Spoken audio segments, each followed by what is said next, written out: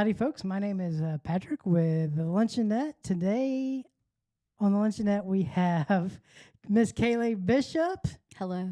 Hello. Don't you have clapping on there? I don't want to touch this thing. Last time I touched the button, I was We Alvin and the had a little Chipmunks, bit of so. malfunction starting off, so this is like our fifth time, but we're glad to have you here. We're glad to have Miss Kayley Bishop here. I've known you for 4 years now, I would guess. Wow, yeah. It's been a long time. You were one of the first artists that said yes to Southern Fellow, and it's been downhill ever since. But we're Downhill. so we're trying to make up for lost times today. But anyhow, we're glad to have you on the podcast, and we appreciate you being here. You're going to be doing a show tonight later at the bank. We're really excited about that. So if you don't know Kayley Bishop, go ahead and tell us a little bit about yourself, how you got into music, and all that fun stuff. Okay, well, the long and short of it is I've always sung forever and ever and amen. And ever since I was a toddler, ever since I could speak, I was vocalizing, I was singing. And, you know, my parents weren't musical, so they didn't know what to do with me. They kind of just tried to throw stuff against the wall to see if it would stick. And that forced me to be very independent with my musical journey. And I found myself in high school doing show choir. And then I was president of the thespian troupe. I mean, I was a theater kid. I was a chorus nerd. And that led into college when I was like, well, I want to be on stage singing, so I guess I'll go to musical theater school. And I ended up going to Boston Conservatory, have a musical theater major, bachelor's in that. But actually, my senior year, I started writing songs. And that's when I realized I wanted to be myself on stage instead of a character. And so that kind of was a big revelation to me and breakthrough moment in college. Because, I mean, they're preparing you from day one to go into New York City and take the city by storm. And so I knew I didn't want to live there. I had visited enough. I had auditioned in New York City to know I didn't want to live there. It was not my place. And so then I started getting auditions in other areas. I actually auditioned for a cruise ship and got on contract with a cruise ship. That was my first job out of college. And so I got to travel the world singing, and that was so fun, man. And I got back from that, ended up getting married in Fort Myers, Florida, and a few months after that moved to Nashville, Tennessee, where I've been hitting it hard as an independent artist. And I've been doing music professionally, I guess, since then, because I've always kind of dabbled professionally in different things, but yeah, and exclusively earning through music since 2018. I was a server. I waited tables in Nashville for a certain amount of time and got divorced in 2020, and that was another big shift in my life where I started to understand why I do music and where I want to go with it. And that also shaped some much better songs. I became a much better songwriter because I lived some life. And I had some stories to tell. And my faith revolutionized during that time, too. I became very deep in my walk with the Lord. And that is always, that's typically an undercurrent for my music a lot. And I wouldn't necessarily classify myself as a Christian music artist, but I dabble, you know. I pull in the gospel choir whenever I want. Yeah, that's really interesting. Did you grow up in church at all, like singing in church? Yes, back and forth. But again, I was always very independent with my faith. It wasn't like my parents had to pull me to church. Right. Like I went on my own, especially in high school. And even in college, like I would invite classmates to church with me, and I would stand on the corner every Sunday morning waiting for them to show up, and they never would. And I just go by myself. Oh, that's so nice. So I've always been independent in my faith. I was leading Bible studies on campus in college,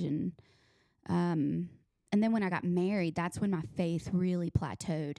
It didn't grow. And I remember grieving that at one point. I'm like, man, like, who am I? Like, this is a very important part of my life, and why is it not blooming and blossoming? And that was a direct result of just being in a very destructive relationship. But since then, it's been a huge part of my life. And I find myself at Christian conferences, and I'm speaking now, and I'm leading worship in different capacities while also doing like secular music. And because for me, Christian music a lot of times wants to say that Jesus is exclusive and only Christians can listen to Christian music. At least they perpetuate that notion a lot of times. And but I don't feel that way. I feel like Jesus is non-exclusive and he's for everyone, whether it's in a bar or in a church or wherever you want to go, he can be there with you. Yeah, actually, I have a story last night. That was beautiful, by the way. My life is very similar to that. I'm a full-time worship leader at a church. Oh, you and, are? Yeah, and I feel the same way about Christian music, too. It's Christian music is it's really hard to get into sometimes because I always feel like even from like the industry standpoint, like Christians are really like encouraged to listen to Christian music a lot of times in like a lot of circles and stuff. So unfortunately, like I feel like the genre, like CCM, just isn't that creative. It's like you don't really hear artists that are like, oh, this person's like they're a Christian, but they almost sound like this, and they kind of sound like that. It's like in this like little box. So like I would love to hear. I would love to hear more like individualism in Christian music and whatnot. Well, we've got Forrest Frank on the scene now. I love Forrest Frank. He's great. Yeah, I mean, he's so bringing good. 808s and and not only that, his concerts look so fun. Yeah, like absolutely and a blast. He's independent. Is he really? He's refusing to sign. I mean, why would you sign? Yeah, he's already got He's it. got the fan base. Yeah. He's like, at that point, if you're going to sign a record deal when you're Forrest Frank right now, you're just letting other people into your pie. Have control. Yeah. Have control and take your money. Yeah. And wow. If he Good doesn't, for him. if he doesn't need anybody, like he's got his own team, I'm sure. I was just talking to someone who works at K-Love, and they were talking about an event they're doing with him, and it's just fascinating. And independent music is really there's a big movement towards it now because you have accessibility to make a name for yourself through social media and on your own. And not that I mean, I wouldn't mind label help. Believe me, I can't do everything myself. But for now, it's like I can thrive just as I am. Yeah. I'm sorry. Let me finish my story. So I'm so sorry. No. I went off on a trail there. I was. You said you feel like a lot of people in the industry might act like Jesus is not for everyone, where it's like it's exclusive just for like these people and like listening to this music. Last night I played a show at a bar. It's like a biker bar, but it was I was there because there was a fundraiser for a guy who just got diagnosed with ALS, and a lady who put the event together, she was like, okay, he got this diagnosis, but we're like, all of us are huddling up right now. Like we're praying. She's like, I believe in like miracle healing from God. And she did an amazing prayer for this guy. And I'm at this bar with people. Literally, it was such an interesting sight. They have a beer in one hand and like an arm stretched out to this guy with the other. It was unbelievable. This was last night. And I was just like, you know what? Growing up, I would not have like really believed that this kind of thing could happen in a bar, but like now seeing stuff like playing music in bars like all the time, it's like, wow, you know what? This crew, like they might be here Friday, Saturday night, but like maybe they were raised in church or something like that, or maybe they'll be in church on Sunday morning. Like it was just really interesting to see. Well, I keep meeting people that have an intimate relationship with God, but they're disassociated from church because there's been so much church hurt. Yeah. And so if we take these bikers, for example, it's like they're actually experiencing true fellowship where they're for each other. They got their backs, they got each other's backs, and they're literally praying for each other, and they're doing life together. Right. And that's what the church is. The church is actually people. It's not the building. And so, man, I think like the biggest crime on Christianity that I've experienced is just a contorting of who Jesus is. And like I always reference this one verse in John. It's not John. We all know John 3:16, right? John 3:17 is so good, and it's just for Jesus came to save, not to condemn. And yet we go around just condemning everybody, like, oh, you're not like me. Oh, you're not doing what the Bible says you're supposed to be doing, so you're probably going to go to hell. Like, that is the worst thing you could ever say. If you see someone that's not doing what the Bible is doing, you should be doubling down on loving them. Yes. And I wish the church did a lot more of that. And there are churches that do, but that's why I don't know. I tend to write that into my songs too, because like you got to be people first. If you're for Jesus, you're people first. That's true. Yeah, I come from a little bit different background. I'm a Catholic, and so I was talking about the drinking and laying of hands. We can do both. So if you want to do that, Catholicism is the way to go. But Father Phil at our church right down here at Lady Lord's, he says, Jesus is love. Anything outside of that is evil. And that sounds like such an easy, clear-cut statement, but really it's hard. It's hard to love people that are different than you, or that see the world differently than you. So Yeah. like you say, when you in that situation, you really have to double down, triple down, quadruple down.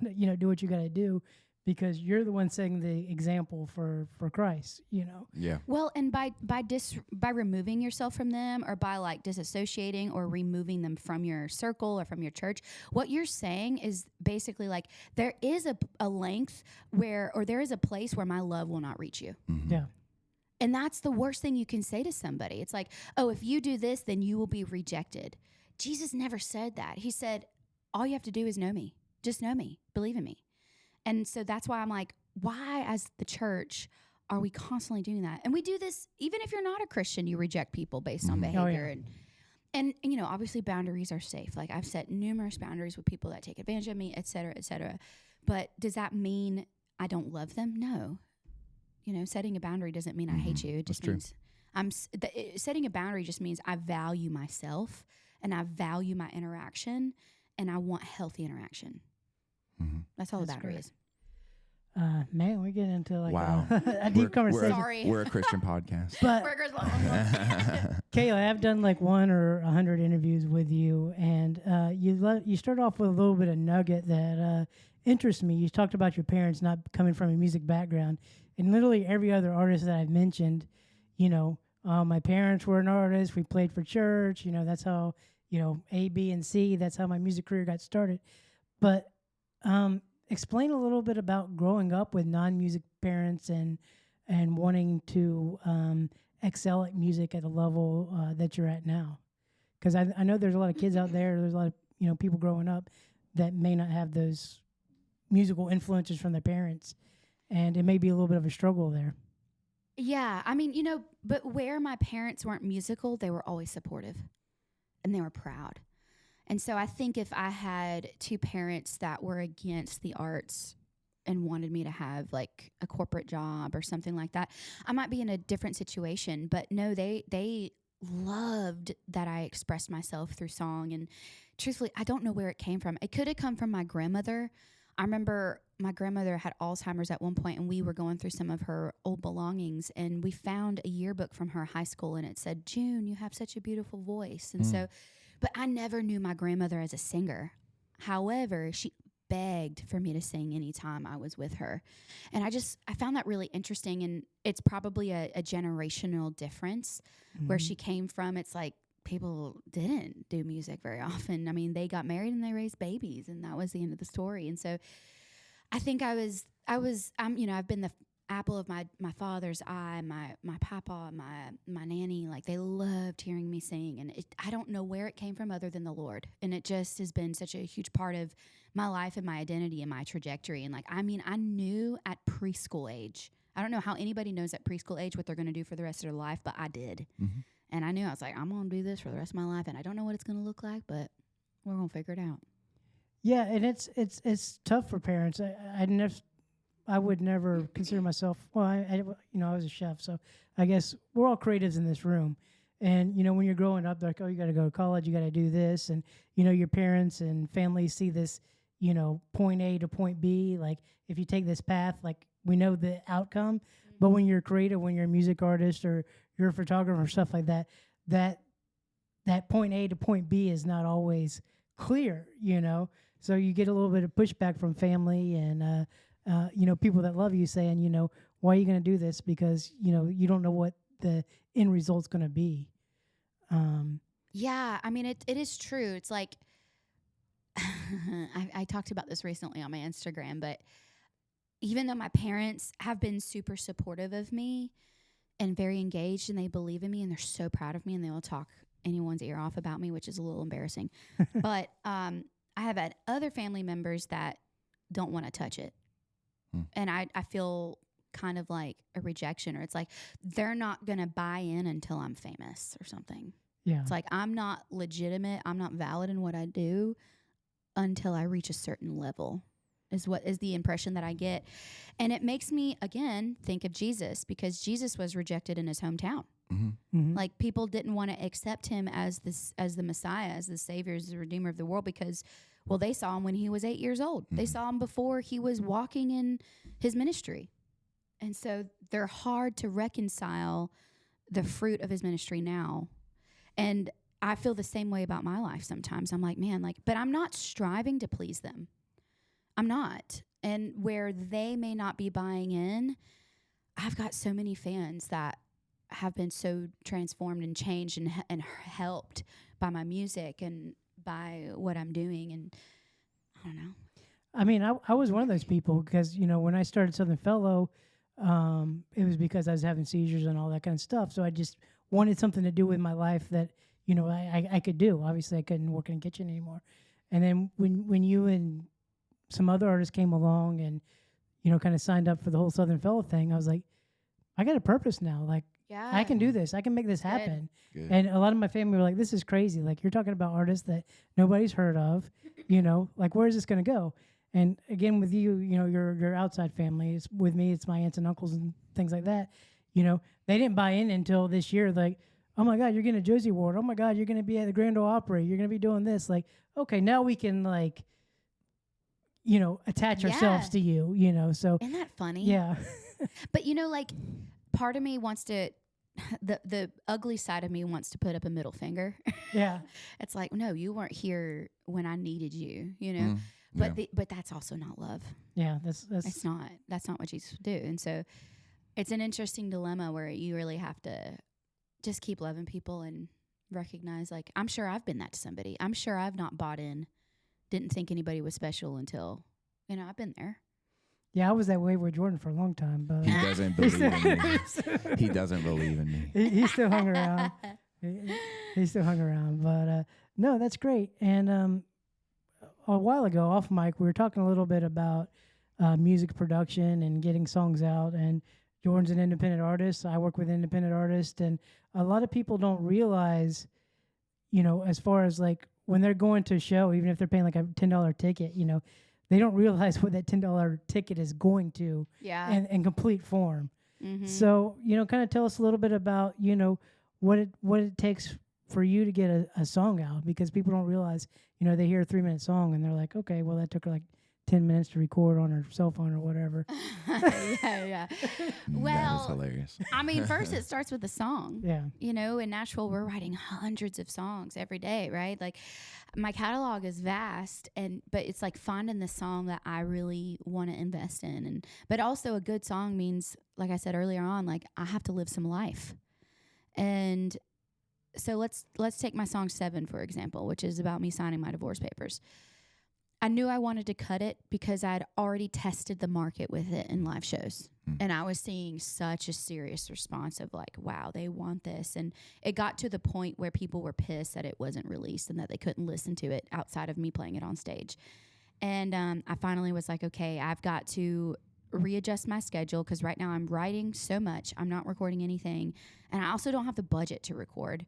And so then I was like, well, I guess I'm gonna do a campaign. And that was a very faith-filled thing. I felt like the Lord was leading me to do that. He gave me the number to campaign for. I made that and some. And then it's calling on the producers. It's like, okay, well, who is going to understand my creative vision? Who do I trust? Because it's like, if a song's going to cost $2,500 to make, average, I ain't got money just to waste. Mm-hmm. So I found these 2 people that I really felt called to call, and they had never worked together. And I said, can I put you guys together and be co-producers for this thing? And they're like, yeah, sure. And it turned out to be magic. So that's why I say I'm the smartest person in the room when they're there, because I'm like, I put you 2 together. And we recorded a record. And, we're bringing in all these really talented session players, and they're several $100s for the day. You're paying the studio rate just to be in the studio, which is several $100s. You're paying the producer fees, which is several $100s per song. And then you've got a mixing engineer. Once you've even laid down the record, several $100s. Mastering, several $100s. And so you're looking at thousands of dollars when you've just done the recording process. And that's before you start to think promotion. Well, okay, now I need, as an independent artist, I got to find a distribution company that I trust. And what does that look like? And what they do, for those of you listening that don't know how music gets sent to Spotify, you find a distribution company, and there's several. There's TuneCore and DistroKid and CD Baby, and I'm using one called United Masters, and I've sent my stuff to them, and they distribute it to all the areas where you can hear and stream music. And sometimes it costs money to do that, and if you want to get playlisted, a lot of times you got to pay promotion to get them pitched. And then social media. You want to promote on social media, and maybe you bring on a social media team to help you do that. It is so expensive to do this. And so I find myself, those $10 tickets, they matter so much, because as an independent artist, it goes straight back into me building what I'm building, which, it's costly, but it's awesome. It's so much fun doing what I do. Yeah, no, it's, we have a pretty, Daytona's growing here with the music community. Yeah. I think in the past couple of years, it's really shot up quite a bit. And but still, we get those times like when we do ticket sales, whatever, because you got to pay artists and all that kind of stuff. When we do stuff with Southern Fellow Songbirds, we still get people that gripe, and they're like, oh, this is only like a 2-hour show, 3-hour show, and it's like, yeah, but there's so much more to it than that. There's so much more to it than that. I mean, I've helped Jordan set up for shows. I know what that's like, and just. I haven't been part of the songwriting process, or, the beginning to the end of a song. I've always been like these bits and pieces. And I was in a writing session with Jordan and a friend of ours, Ralph Curtis. And we were stuck on this line. What did it take us like an hour to kind of like patch this line together? Yeah. Something like that. Yeah. And people don't think about that stuff. Hours. Yeah. Yeah. I mean, I hear sometimes it can happen fast. I've never been in a writing session where it's like, boom, we got the song down. I haven't either, actually. Those people, I mean. It happens, and when it does, it's remarkable. It's remarkable, yeah. But yeah, I mean, it just takes a lot. There's a lot of things that go behind the scenes, and I don't know. We got to figure a way to show that to the world. We talk about here on the podcast. Yeah, maybe it's content, like releasing that kind of content, like in the studio. But at the same time, like. This is why I'm bad at social media, is because when I'm in that writing session, the last thing I'm thinking about is Instagram. Yeah. The last thing I'm thinking about is, well, let me just take out my camera and let me just start like filming stuff. I'm bad at that. So like I played a show last night. I'm playing a show tonight.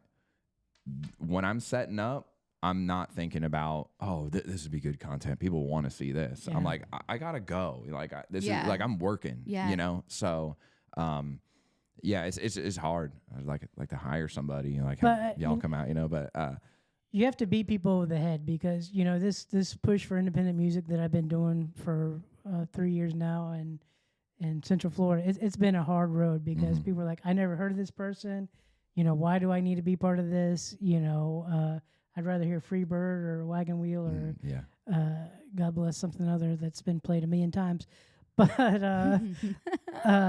but yeah, no, it's taken a lot of push, and it's taken a lot of money, a lot of advertising money from me, to say, hey, this is you need to be part of this, and we're slowly getting around to that, but it does take a while. But y'all listening out there, Garth Brooks didn't happen in a bubble. Garth Brooks didn't happen overnight. It just takes a lot of time for a lot of people to get to that part, and if you want to be there in the ground floor, seeing independent artists out and about, that's the way to, be part of it in the ground floor. Other than that, once they're famous, it's, you kind of miss your shot of getting to know an artist, because you're not going to be able to walk up to Garth Brooks right now and be like, hey, Garth Brooks, my name's John. How you doing?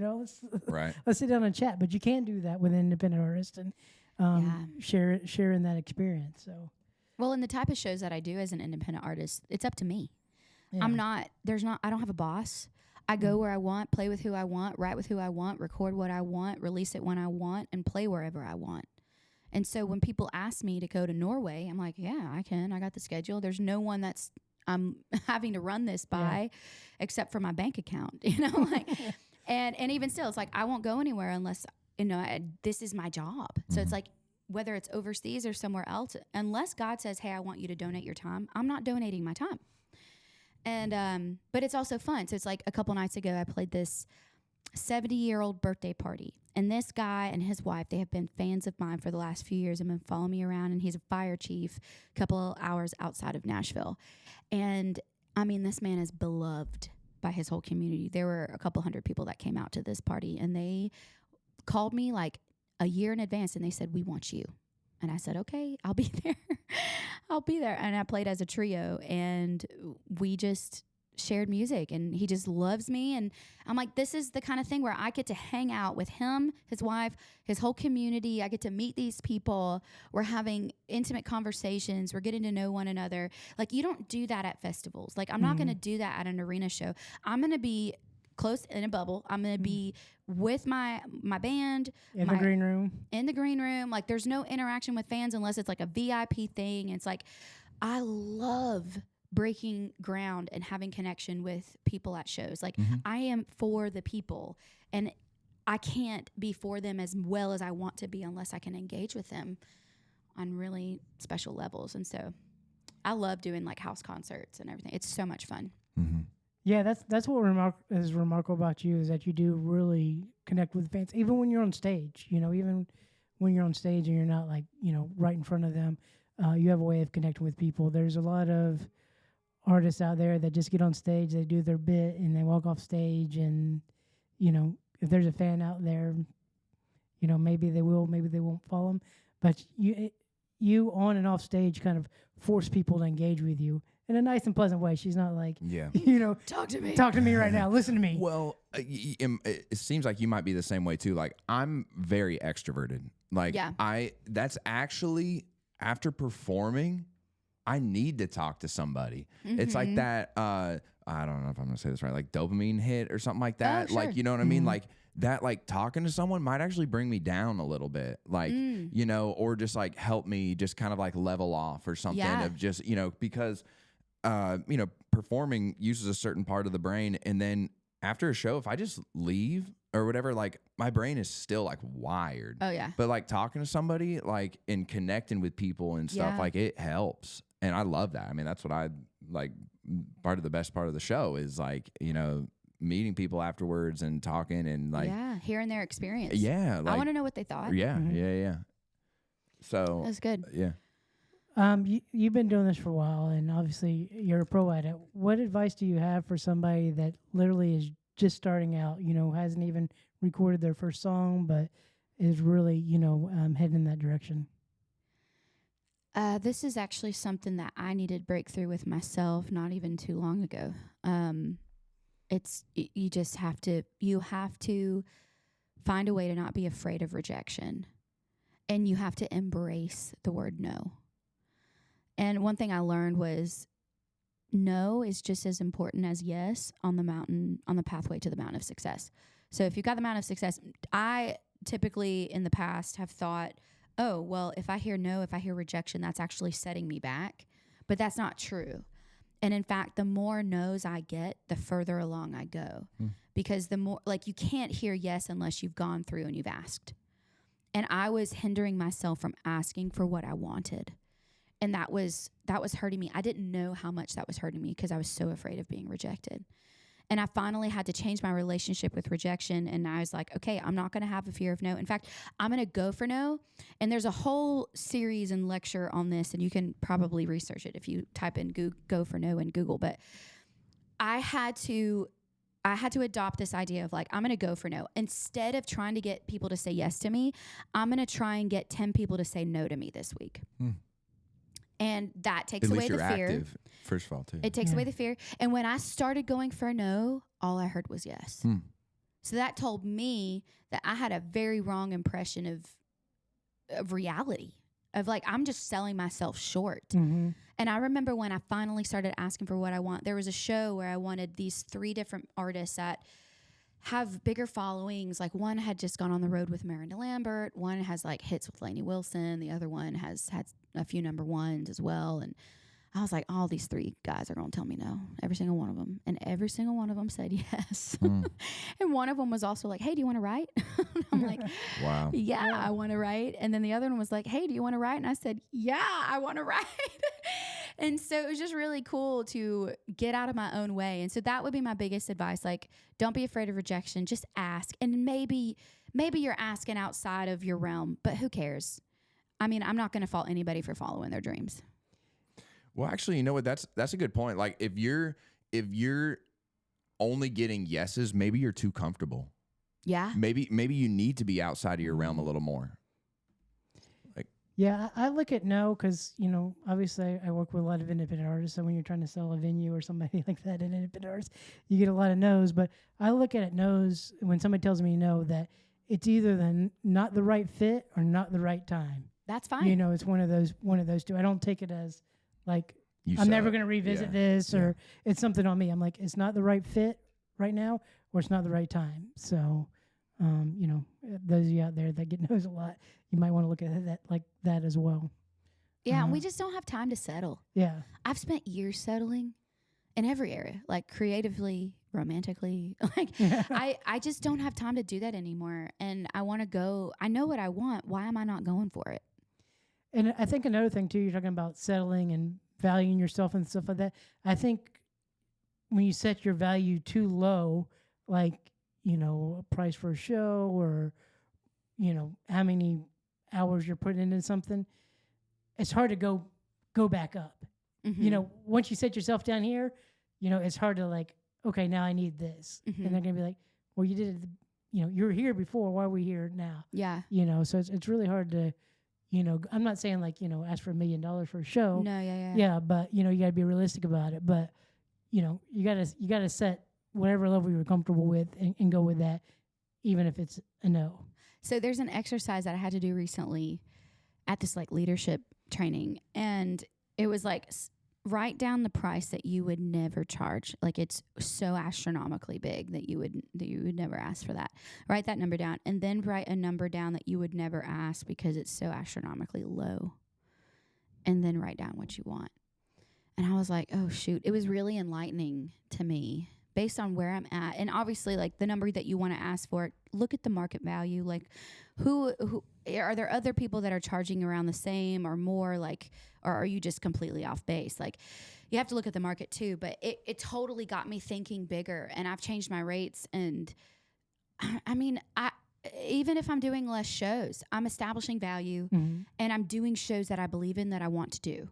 I'm not settling and doing like this crappy thing just because I have a scarcity mindset and like, oh, I need to pay my bills. So I better take this really low paying gig or whatever. It's like, no, I don't have time for that anymore. Like I'd rather be building what I want to do. Yeah. Yeah, I think that's important advice for a lot of artists. You know, not like really pointing at anybody. No, it's hard. Well, like you mentioned market value. Like it's hard to be like, well, I think I'm worth this, but I know the venue will not pay over that. And what do? Do I say no? And I just lost that connection and all that stuff. Like it's tough. But you can also you gotta get comfortable with no.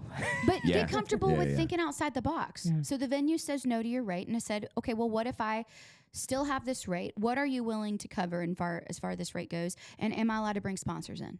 Mm-hmm.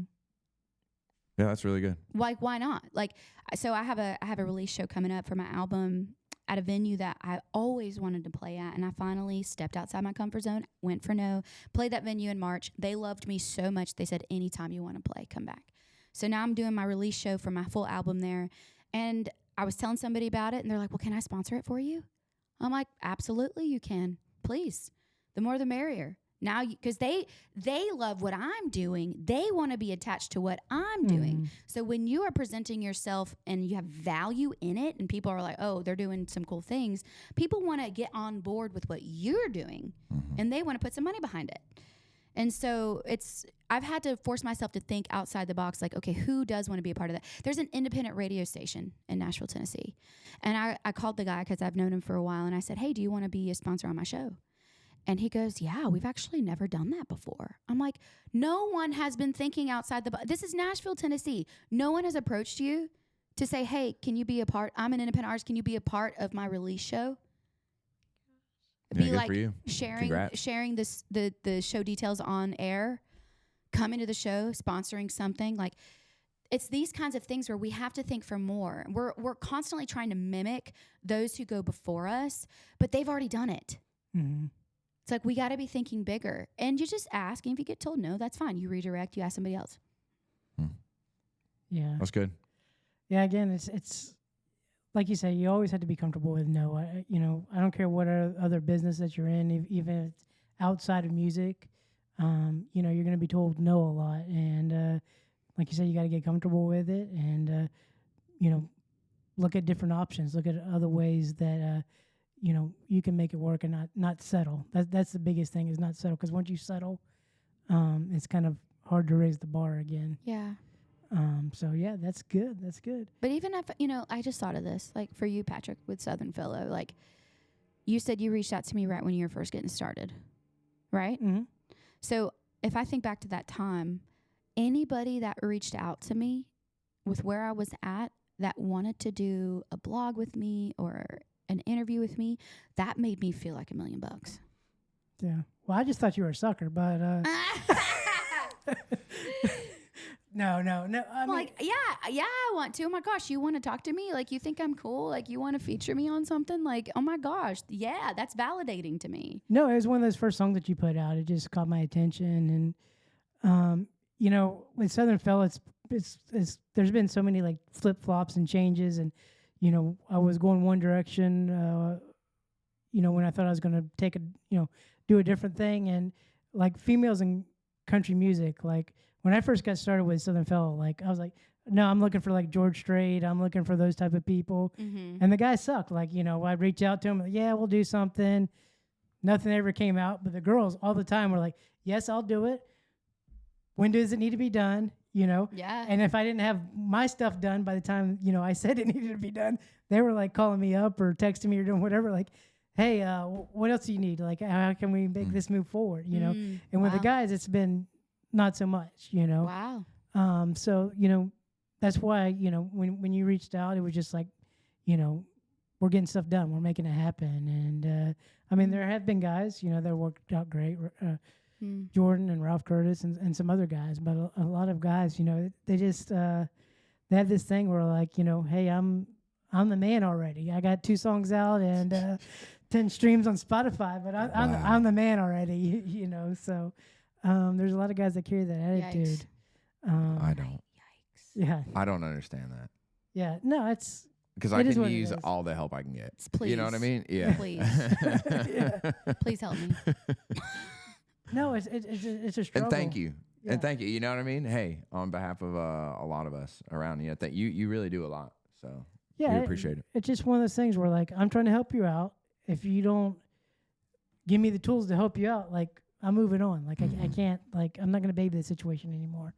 And if you want to be a man, be a man. Let's not like be a child about this. But it's just one of those things. But yeah, it's it takes a lot of work. It takes a lot of dealing with no's and all that kind of crazy stuff. Even I'm not an artist, but just working with independent artists and trying to do events and you work with venues too, and they'll be like, you'll say, here's my idea, and they'll say, nah. At first, even the spot where you're about to do the show, like, weren't you getting some no's there? Oh yeah, no, I had to beat him over the head quite a bit. I had to beat him over quite a bit. And then now look, it's not your first event, but you're it's not my first event, and at this spot, but you're doing we're starting to have better events. New Smyrna is a little bit, because it's an artsy community, they're a little bit more open to it. Mm-hmm. So we've had a lot of luck at the Hub and Sugarworks. Unfortunately, they're new owners now, so we haven't been able to mesh well. But but Daytona's stuck in Daytona, and we're trying to move the needle a little bit, and it's like we're really having to shove to move that needle to going from cover band. I mean, now Daytona's going crazy. They're in cover bands of Zach Brown Band and people that are still touring, Yeah. Like we got Zach Brown Band playing, I was like, no, I think I could go to the real show and be just as fine. I don't really need to go to see Garth Brooks live, although he's quitting his Vegas residency, I've heard, but he's going to be doing it with Trisha Yearwood. But, that's the kind of stuff. Like, I enjoy a good cover band. Like, if I'm at a bar, I want some background music, but I'm not going to get, like, overly excited about going to, Johnny Cash live from, Yeah. a blonde-headed dude that's doesn't sound like Johnny Cash, but Yeah. it's just one of those things. Well, even as artists, like it's not fulfilling for me to be a jukebox. yeah, And the cover songs I do play, I like to make them my own. Mhm. That makes me feel like an artist. And when people ask for my original stuff, but it's funny. It's like even in Nashville, sometimes I'll shy away from playing original music if I'm doing a cover event, which I typically don't do those anymore. But I would shy away because I'm like, oh, they probably don't want to hear this. Or you've got people that are asking for me to do Luke Bryan, and I'm like, what in my voice? Oh, I get Taylor Told Swift all the you. time. Yeah. Yeah, it's like it's what do you not want me to do? informed. Yeah. You're looking at me as a jukebox. I'm like, Yeah. no, I don't want to play. No, I don't know. Yeah, that is funny. Wow. Yeah, nuts. Can you play Country Girl Shake It For Me, please? Literally, like, why in the world would I ever? You just want to hear something fast. Like, what? On that note, that's really bad. on that note, I think I'm gonna ask for a little Tupac tonight. It's so bad. But yeah, man, this has been a great podcast. We really appreciate having you on. We are so looking forward to the concert tonight. We're gonna be grabbing a bite to eat here, so be on the lookout for those. It is the outtakes. luncheonette after all. It is the luncheonette. Where it's a quick bite with And it the is just about lunchtime. too, hardest new actually. artists with music. Yeah, so I'm excited. So thank you again, Kayley Bishop. If you haven't yet, please follow on her socials. Her music is everywhere: Spotify, Apple Music, YouTube, wherever you stream your music. And it'll be she has some new music coming out, a full album. Yeah, so coming out? October 25th. So first of all, everybody listening. Everybody on NPR. So follow me because, and also if there's something that I said on this podcast and you're like, man, I needed to hear that. Will you DM me? Send me a message on Facebook or Instagram. You can find me at Kayley Bish, KayleyBish. I know it should say Kayley Bishop, but Kayley Bishop was taken, so I'm Kayley Bish, but it works out because now you can be my Bish if you want to be my fan. So it works out great. So send me a DM. Let me know what you're thinking, and I would also love to just be your friend. So That's Yeah. awesome. that's all. Thank you, guys. We'll see you next time right here on the Luncheonette. Bye.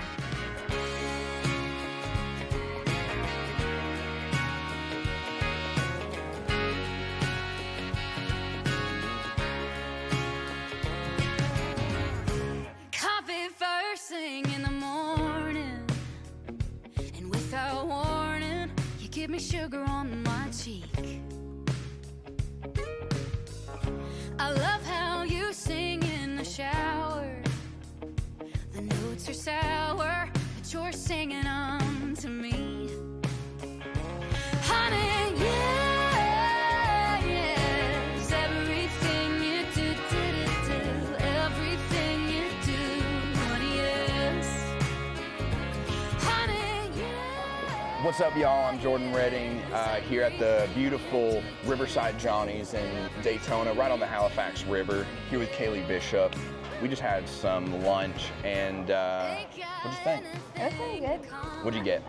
I got some shrimp on shrimp. a salad. Mhm. Shrimp on a salad. It was divine, honey. The shrimp down here tastes so good. I mean, we're on the coast. We Yeah, have seafood. that's right. Yeah. Although you had a burger. Yes, You get a so pass because you're local. yeah, I get seafood all the time. Love seafood, big fan of seafood. And this place has really good seafood too. I have had fish tacos before, but today I got the Daytona Double Burger, which is a 2 smash burgers with their secret sauce. And Secret sauce. I'm gonna go in there and try to figure out what it is, and they're gonna tell me, because you know what? We're here with the Luncheonette, and it's kind of a big deal. It's a big deal. And they told me before it tastes like a Big Mac. So it kind of is. It's like a little bit of a higher quality, a much higher quality Big Mac. So I'm happy and satisfied. I'm satisfied too. It's really Yeah, good. yeah. Oh, House-made dressing. There you go. House-made dressing. Yep. House-made ranch. Come on. ooh, come on, somebody. Come on. And Black then, shrimp. Mm. oh, I love blackened. Yes. And then also I had the sweet potato tots. Absolutely, 10 out of 10. Would eat again. And recommend. Yes. And who could beat this view? I mean, right here on the river. We got some docks out here. It's nice. Nice spot. yeah, if you're in this area or visiting or anything, just come on by. I mean, this is a really great spot, really great staff, pretty energetic people, but a really calm, awesome environment. Would you come back? I'd come back. Let's do it. Well, thank you so much for being with us today, Miss Kayley Bishop. It's been a pleasure. Yeah. Signing out.